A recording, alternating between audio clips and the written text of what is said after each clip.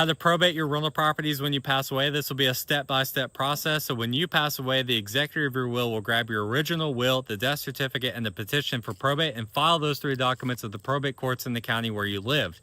The courts will open up the probate process and give them the letters of testamentary, which gives them the authority to manage the assets inside the estate.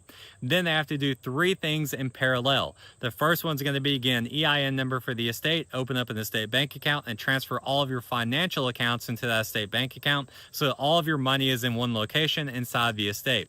The second thing that they have to do in parallel is going to be going to your lender and your insurance company and any other like utilities, HOA, wherever it might be, and show them the death certificate to prove that you passed away, and the letters of testamentary, which proves that they have the authority to manage the assets inside the estate and take over the payments for all of those things.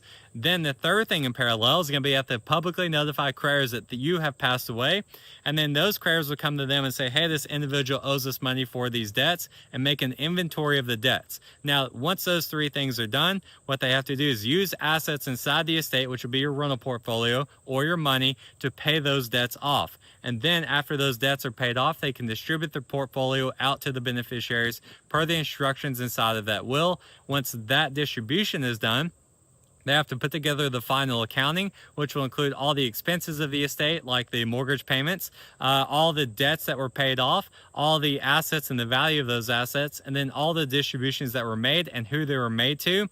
That document will be combined with the petition to discharge them as the executor of the estate. They will file those two documents at the probate courts. The courts will review it, approve it, discharge them as the executor of the estate, and then close out the probate process.